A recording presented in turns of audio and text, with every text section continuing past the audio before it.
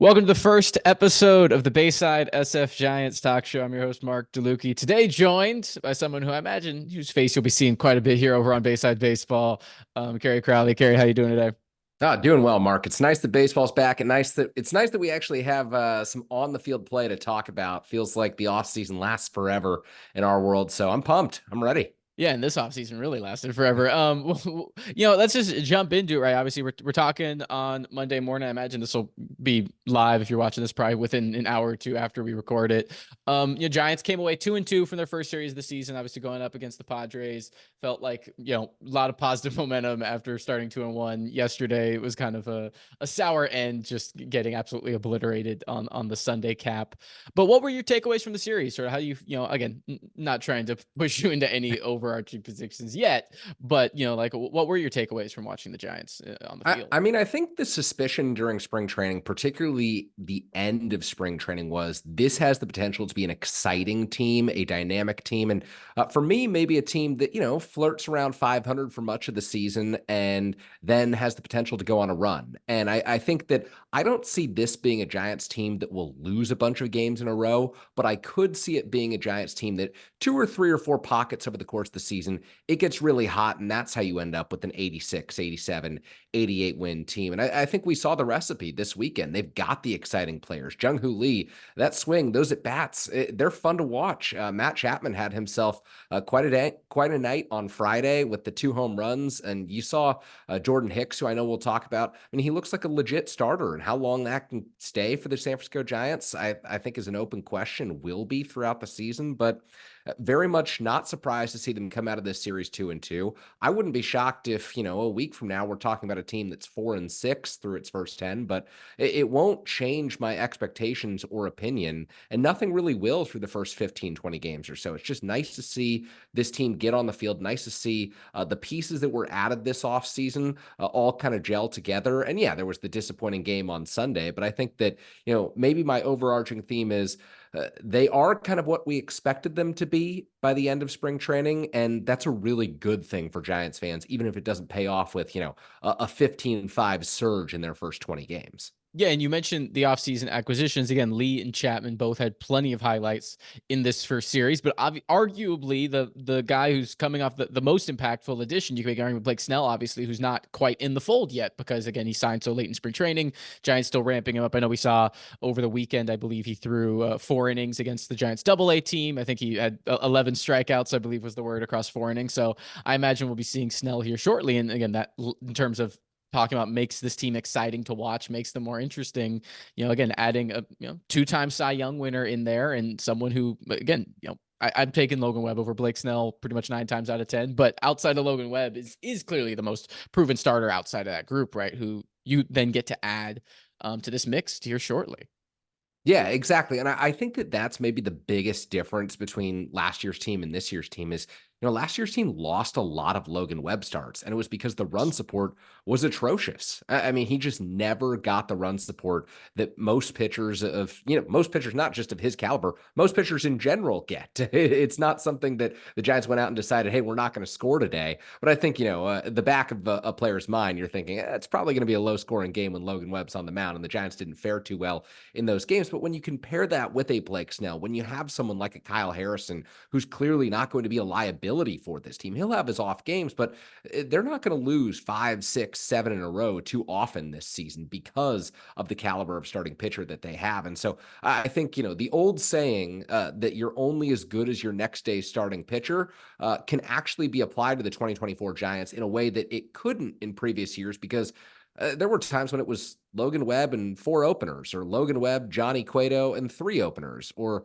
Logan Webb, Johnny Cueto, Jeff Samardzija, and you weren't feeling confident about two of Yeah. those guys getting you a win. So I think that there's a lot more optimism on a day-to-day basis around this team, and I think that that will stay true even through maybe those 2 or 3 game skids that they'll inevitably suffer. Yeah, and I think you talk about this team may be a team you expect to have a slow start, just in part because you have guys working in, you have guys with some short camps. Again, we have not just Snell, but obviously Alex Cobb starting the season on IL maybe is a factor at some point here shortly. At least the Giants seem quite optimistic given he's not on the 60-day IL.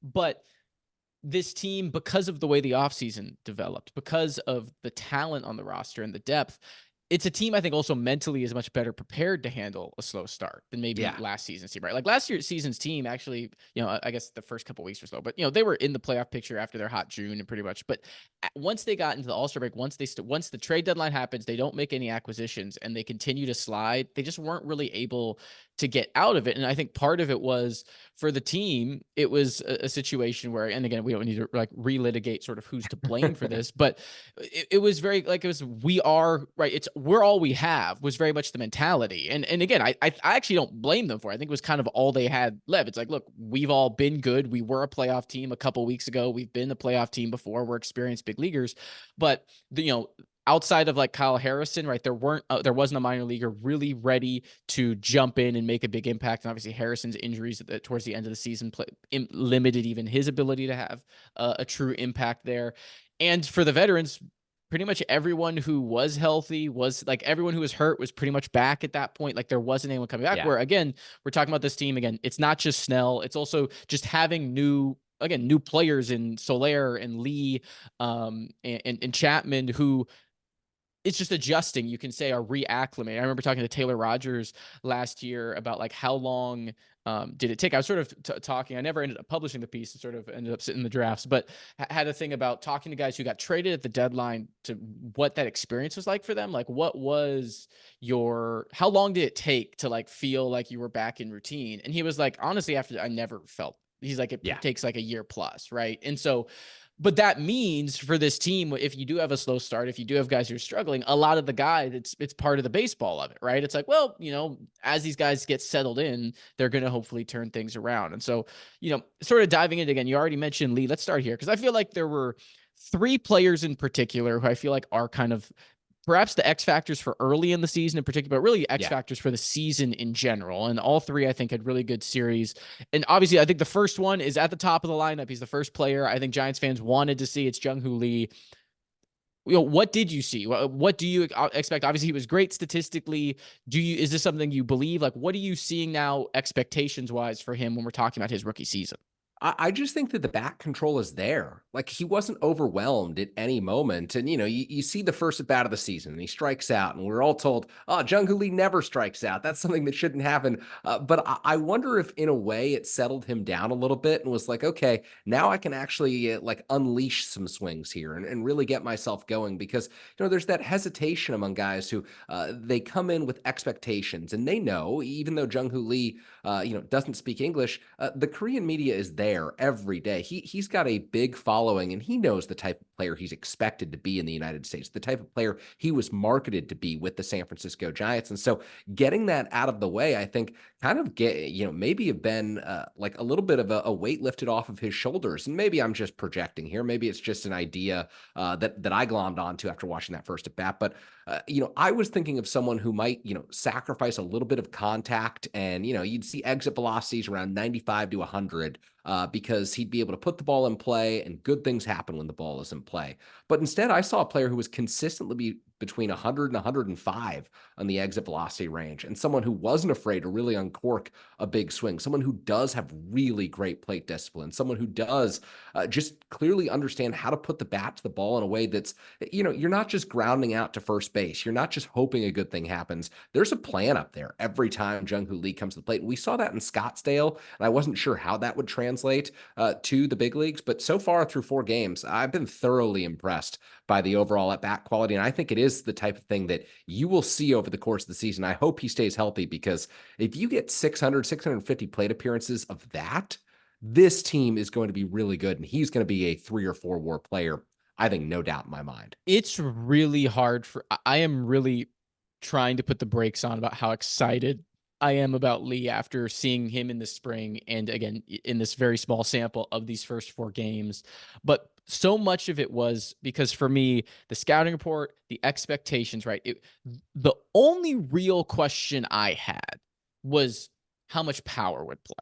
Yeah. Because, despite the KBO doesn't have the same levels of velocity, maybe the pitching isn't quite to that level. His strikeout walk numbers were so absurd there that I was like, the odds of like, I was not worried about him coming over and all of a sudden running like a 30% strikeout rate, right? Like this Yeah, was a guy who I was fairly confident was going to make contact. The concern was maybe it was going to look like Luis Matos did toward the end of last season, right? Making a lot of exactly. contact, but it's not going anywhere. It's not impacting the ball. And in the spring, we were already seeing impressive exit velocities. And then in these first 4 games, we've been seeing it too. Obviously, he gets his first home run. And so that just changed. It just all fits so well. And, you mentioned the strikeout. The thing I took away from that game, it was, again, you mentioned there's the called strike. Yeah. He gets called out on strikes in his first big league plate appearance. Facing Yu Darvish. Next at bat, comes to the plate. 3 great takes, gets ahead in the count 3-0. And so like that was the thing for me is like, oh, he is not afraid of this moment. And like, he is somewhat like he is so locked in. It is incredible to see him and Lamont Wade in the first 3. The first 3 hitters a right-handed starter is going to have to face. It's going to drive pitchers nuts because they're just such good at bats. He is. Yeah, I am loving watching his at bats. I am curious to see. Obviously, I think he's going to get challenged with fastballs here. Mhm. Notice again, just the early sample from spring in these first 4 games, he's absolutely crushed off speed and breaking balls, fastballs. He's doing fine against, by the way, no red flags or anything, but he's not doing as well, which means he's probably going to get challenged with more velocity. I'm not too worried about that though.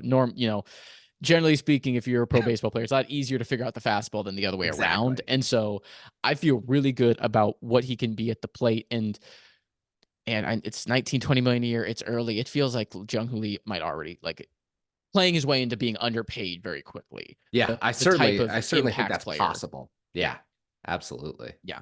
And, speaking of electric and fun to watch, you mentioned Jordan Hicks. Like, we've had back-to-back starts now, obviously one at the back end of camp against the Oakland A's, so throw that one out. But against the Padres, it turns in another strong outing. What do you think of what you've seen so far from him? Yeah, I might have been the lone person to think this. I didn't even express this publicly. There was no podcast or radio show for me that week, but I kind of hated seeing Jordan Hicks go 5 innings against the Oakland A's because I'm like, he is someone who is not going to throw 150, 160 innings this year. You have to manage Jordan Hicks' workload so carefully to make sure that someone with that premium velocity and elite stuff is going to make a successful transition to the rotation. I was like, get him out of there after Yeah. 50 pitches. Get him out of there after 3 innings. 4 max. And the fact that he's striking out 10, I'm like, it's incredible, but did we really need this Yeah. against the Oakland A's in an exhibition? But then he goes out against the Padres and he shoves. I mean, he shoved against a much better lineup. It looks sustainable to me. This is someone who clearly has figured out a way to throw a fastball 97 to 99 miles an hour instead of 100 to 103 miles an hour. And to Mhm. do that effectively, when you pair that with the breaking stuff, when you pair that with that splitter, I mean, there's incredible upside to what Jordan Hicks can offer this Giants rotation. He's only going to scratch the surface in 2024.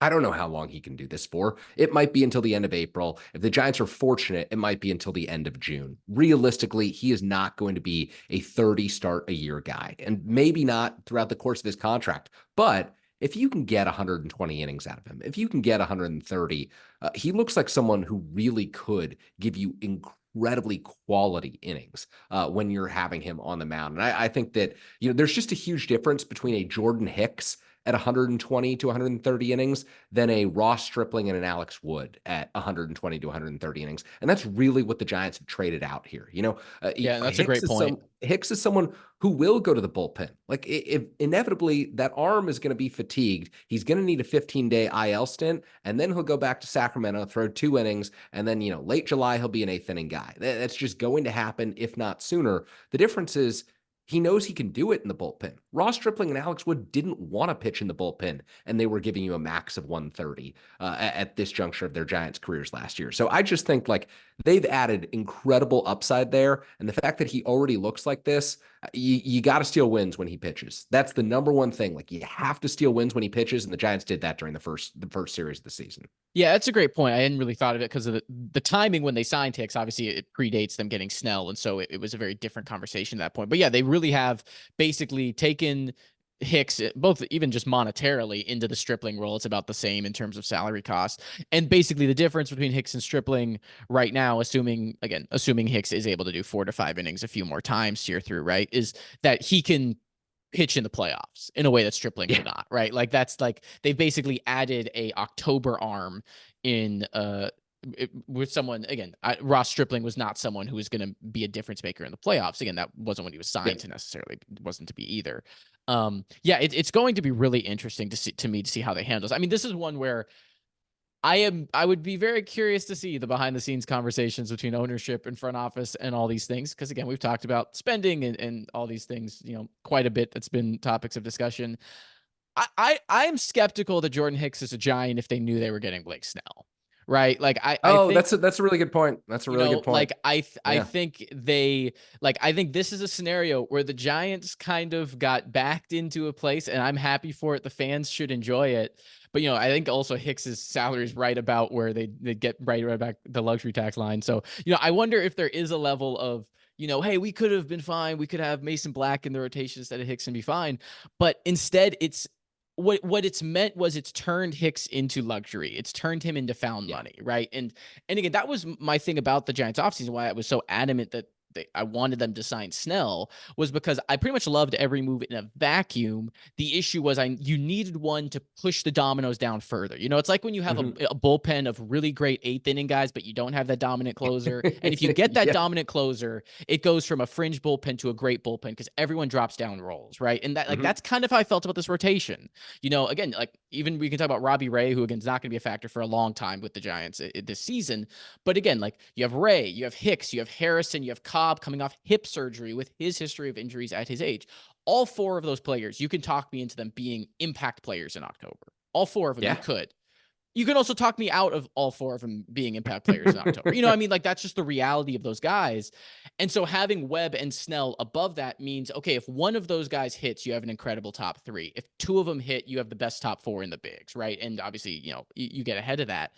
And so, like you said, with Hicks, every good start is just buying them time for Snell and Cobb to be back, or he's really good and they made Hicks at 4 years, 11 million a year. If he's a legit starter, even a 150 inning, type starter, Jonathan Sanchez, it's still one of the best signings of the offseason at the money he got, if he is a viable starter. And if he isn't, like you said, if he only does 110 innings this year, but shifts to the back of the bullpen, and then 2025 onward, he's just a 7th, 8th inning guy, it's still a decent signing. It's still a good signing that helps the team. And so, it's so fun to watch him. And I'm really I'd encourage Giants fans, like, enjoy the ride.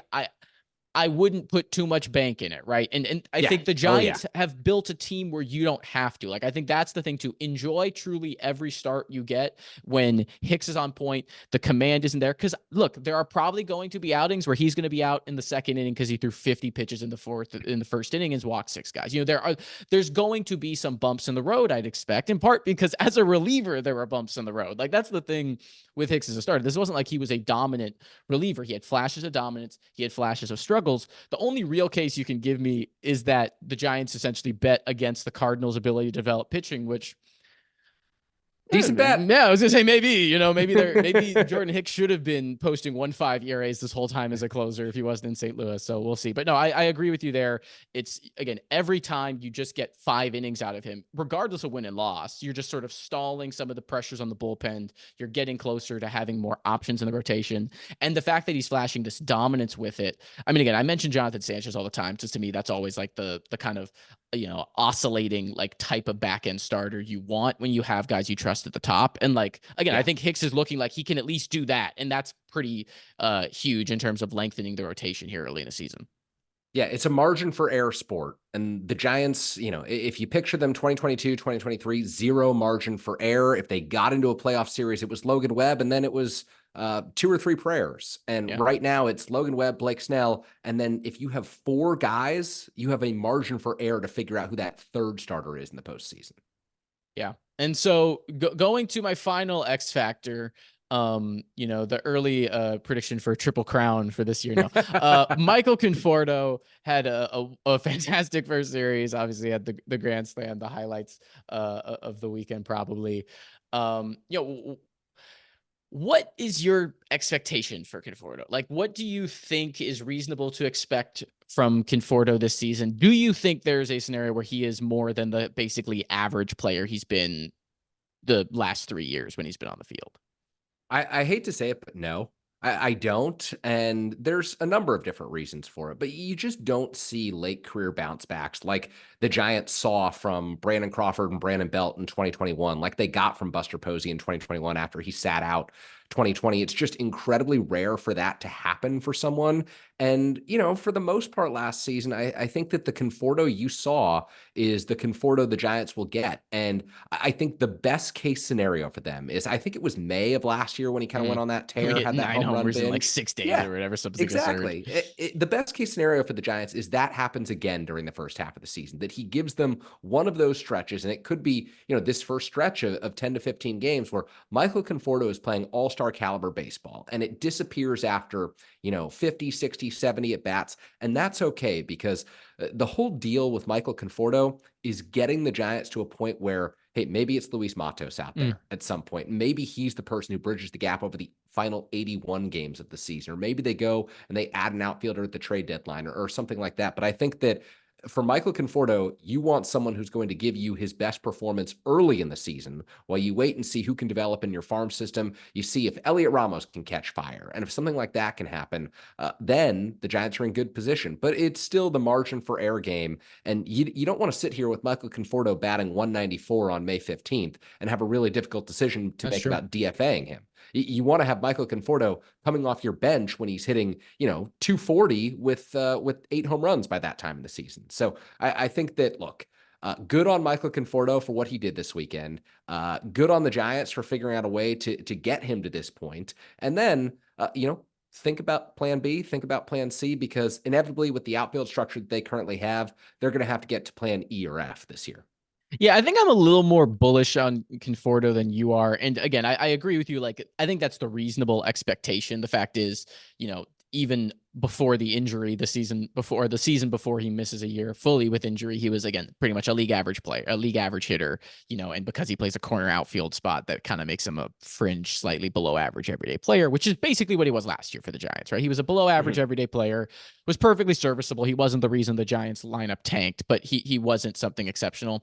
I think the reason I'm a little more bullish on him is in part because just you have such a weird sort of career trajectory where you've had these sort of, again, the weird injuries that have popped up. Again, you have the sort of lost year that's in part due to, again, complications from a surgery. And again, I don't say that with a lot of confidence, but I also just, he does have a good approach at the plate. Like, he does know what he's Yeah. doing up there. He still has power that plays. And again, I think the thing with the injuries, and again, it may be a thing like you're saying, is he may just not physically be capable of sustaining it anymore.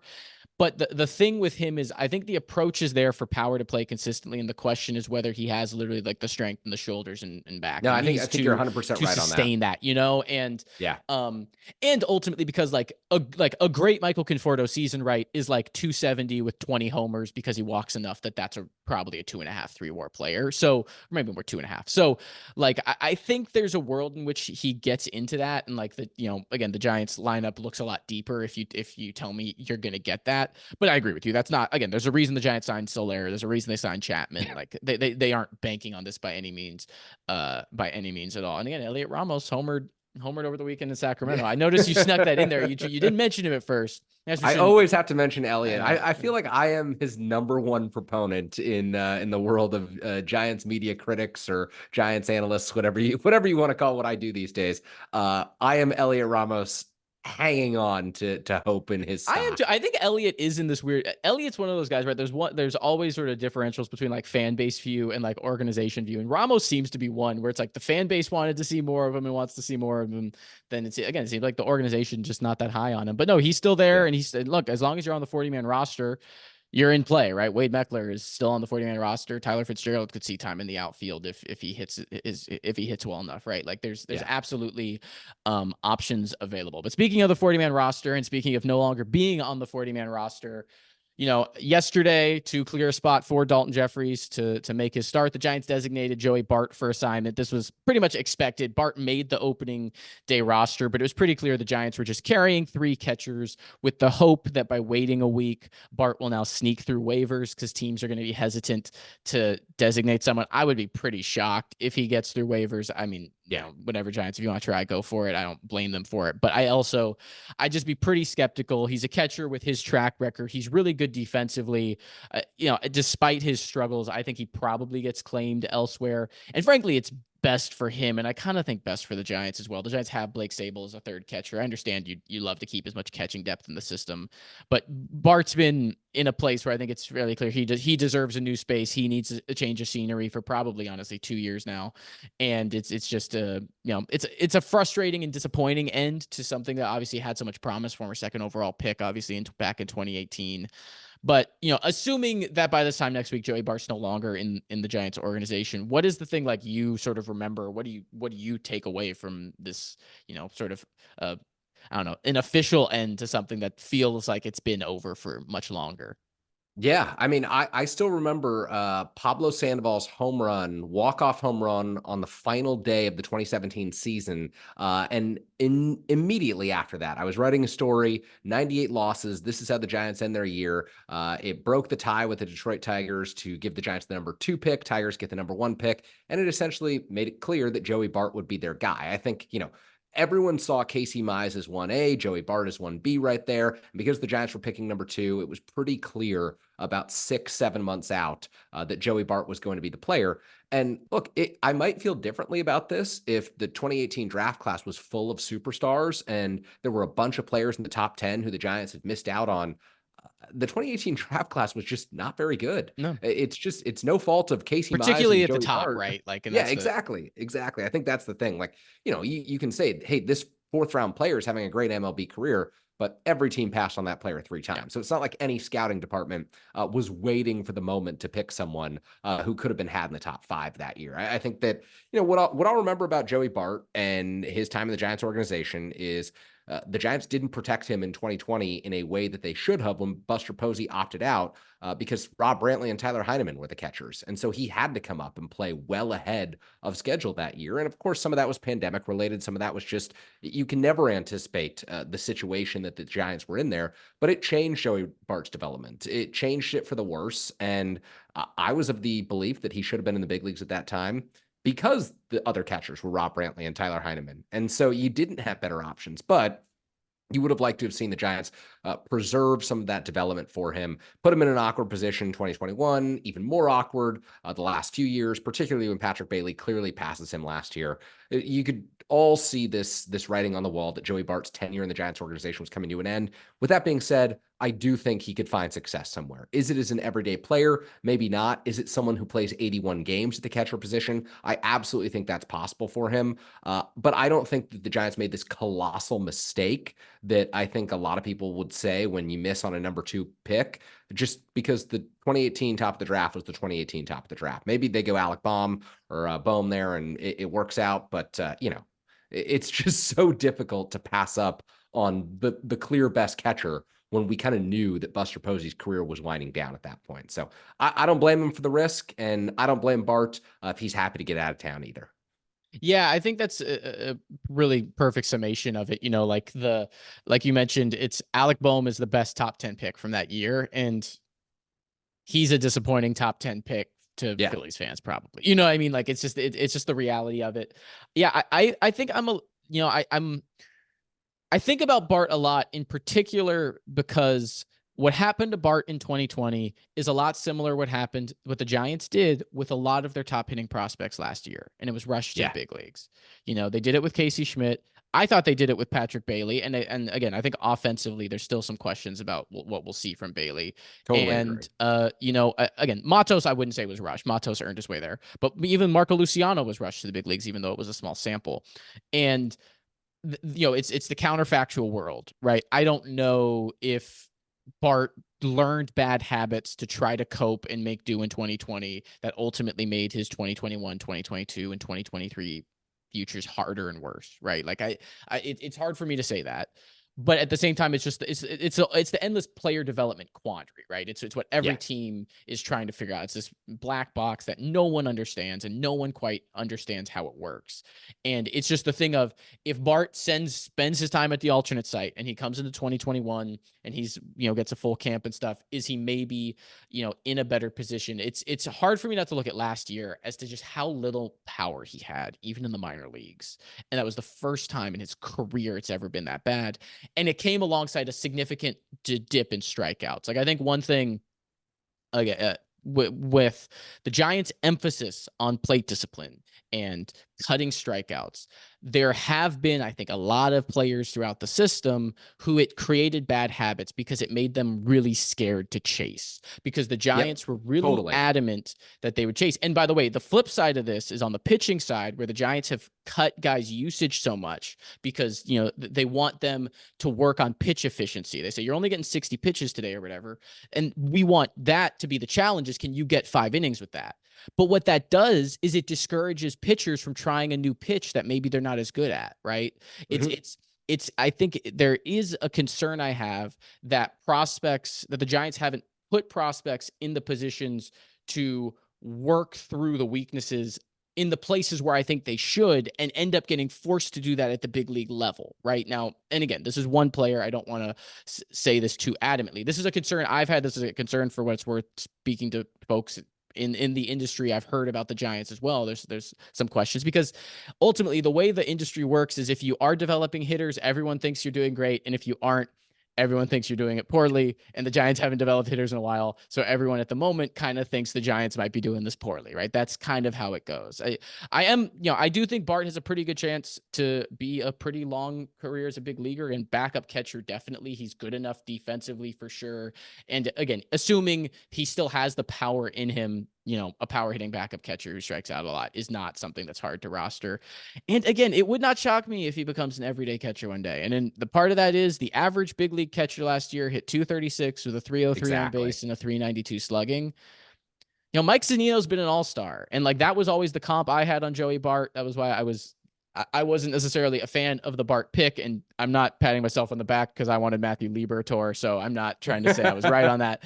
But it's just to say, like, again, it was a weak draft, and I think the Giants identified very early is, if it's a weak draft, let's go for the catcher, because we feel like that's the best chance to be the floor. Yeah, I'm not really high floor. Exactly. I'm not really gonna knock them too much for that approach. It didn't work out, and again, I think the way things played out, which again, it's just the uniqueness of, you have a franchise catcher, the pressure that comes with being the heir apparent to Posey from day one, and then Posey takes a sabbatical year. So you end up debuting, but then Posey comes back and has a great year, and then he retires. That is a mental whirlwind, and that is undeniably a challenge. And I hope, for Bart's sake, if that did weigh on him, and if it did impact his play, that he gets in a new position, and it wouldn't shock me if he hits the ground running wherever he lands. I think what I would need to go back and study is, why were Rob Brantley and Tyler Heineman the backups? Don't forget Chadwick Tromp, right? Chadwick Tromp again. Loved my interactions with the guy, but why were those players, and no one with, other major league experience, the backups when Buster Posey was coming off of hip surgery? At the end of 2018, we all saw the diminished power in 2019. Yeah. He was not the same player. You couldn't have found that year's Nick Hundley. Like, you couldn't have found Casali, who they'd find for 21, right? Yeah, exactly.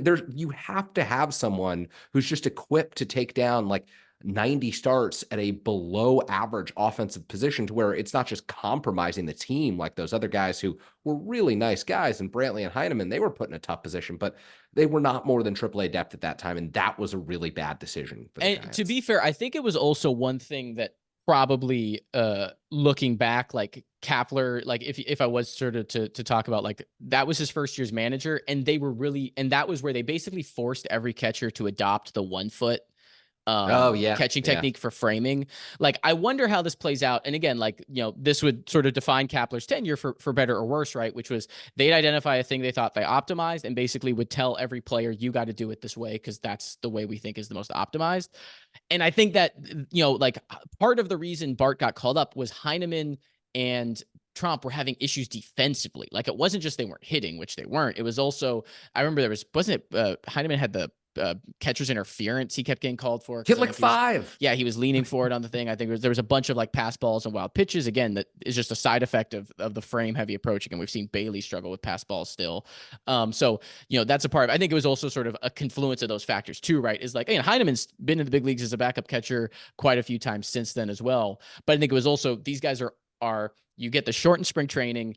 We're doing a new thing you've never done before. We don't have the veteran. You have to learn the whole pitching staff. It was a tough situation all around. But Bart was DFA'd for Daulton Jefferies, who returned to the big leagues. Welcome back, Daulton. And I'm gonna be honest, it definitely was not on him fully. There was defense behind him that struggled. We had, Tyler Fitzgerald boots a ball on the first play of the game, but it was not a great outing from Jefferies. And that same day, Carson Whisenhunt, 3 shutout innings in Sacramento, 12 stringing strikes. Mason Black, 5 shutout innings. Do you think we see Daulton Jefferies again in 5 days? I mean, we really are recording this in the danger zone where Daulton Jefferies could be off the 40-man by the time that this episode airs. Point, I think that the Giants are that quick with their last spot on the 40-man trigger. And, great on Daulton Jefferies for getting back. But if he's DFA'd, no one's picking him up. He can go back to AAA. There are a dozen arms just like Daulton Jefferies, and no disrespect to Daulton Jefferies, because I'm happy that he's back with Bob Melvin. I really think the world of what he did from a recovery and rehab standpoint to put himself in a position to get back to the major leagues. But if he's DFA'd, he's going back to AAA. Realistically, he probably wants to be in the Bay Area. He probably wants to give it another shot with the Giants organization. He probably just needs more time. There's always the possibility that another team could say, hey, we want you, but the Giants could find another Daulton Jefferies if they need to. It's also worth noting he has an option. Now, I think more likely he would be DFA'd to create a spot for Whisenhunt and Black because they aren't on the 40-man. But again, the Giants, if they want to prioritize length here, if there is someone else, again, part of it is really Randy Rodriguez. I think is the only real viable 40-man pitcher to get called up at this point. So I'd be pretty surprised. But, that could be the short-term thing too, right? Is you just option him today, call up Randy Rodriguez. To be fair, he did leave the game with Gresh, so maybe there'll be a IL stint. Oh, yeah, for sure. Well. Yeah. Minimum 15, maybe 60. Depending on if he needed more than 60, a few. The Giants in the 60-day IL, they love it. If it was your call, who would be the next guy? Because I assume you're always generally on the young guy train anyway. Always, and there's some guys who've had good spring trainings. Again, we had 2 pitchers yesterday who did really well at AAA. Who would be the one you give that call? I mean, I think higher ceiling is Carson Whisenhunt, but if you want someone to put you in a better chance to win a game right now, I think it's Mason Black. And so I'd go with Mason Black. Wouldn't shock me if that changes by the end of April, even the end of May, and Whisenhunt just surpasses him on the depth chart. But right now, I think Mason Black can give you a little more length. He's a little more efficient from a pitch standpoint right now. And that's something the Giants need to be thinking about early in the season when they don't want to overstretch this bullpen. So Mason Black would be the guy for me the next time through. But, it wouldn't shock me if the Giants figure out a way to bullpen game, to manipulate things. They're really creative when it comes to this stuff, and not in ways that I personally love. But it is creative in a way that's frustrating for some. Yeah, exactly. It's not good for the fan experience, but it is kind of good for the baseball team when they get creative and do things like this. You don't want it 4 days a week, but if you do it 1 day a week, you can get by. Yeah, and Whisenhunt also, I think, he's coming off a year he only threw 58 innings. It makes sense that you wouldn't push him. Black's been much more consistent. And I believe this is his, this offseason, Black would have to be added to the 40-man anyway for Rule 5 protection. Exactly. There's pretty much no way that isn't going to happen anyway. So obviously it's early in the season to be thinking about that, but also it makes more sense to give him the first shot. Yeah. And again, I think he did really well in the spring. I was a bit surprised, honestly, he didn't make the opening day roster. So I would definitely not be surprised. 5 shutout innings in Sacramento. He was really good in Sacramento last year, if he's the guy. So, Kerry, we did it. That's a podcast episode. We did it. That was fun. Yeah. We'll be back. We'll be back. Anyway, thank you all. If you've made it this far, thanks for watching and listening to the Bayside SF Giants talk show. We'll be back every Monday with new episodes on what's happening with the San Francisco Giants. I'm Marc Delucchi. That's Kerry Crowley. Make sure you go subscribe to over on Kerry's YouTube channel, Kerry Crowley Show, and a bunch of other cool conversations on the Giants as well. Anything else I'm forgetting to plug for you, Kerry? Nothing. No, I got nothing interesting going on. All right. Well, stay tuned to Bayside Baseball for all the latest in Bay Area sports. This week we have a interview dropping actually on Wednesday, episode 1 of Bayside Chats, where Natasha Wellingcar and Steven Risotto talk to Jalal Leach, a former Giants outfielder and current scout with the Giants organization. It's a really fun conversation. I recommend you check out. We have some other videos coming up. JD Salazar has a thing on Jung Hoo Lee. We got our breakout prospect picks next week. We got a baseball D&D show. Lots happening. So make sure to subscribe to the channel. And if you want to help support us a bit more, go on over to our Patreon with some more exclusive content and join over there. So yeah, patreon.com/Bayside Baseball. So thanks for watching. See you next week.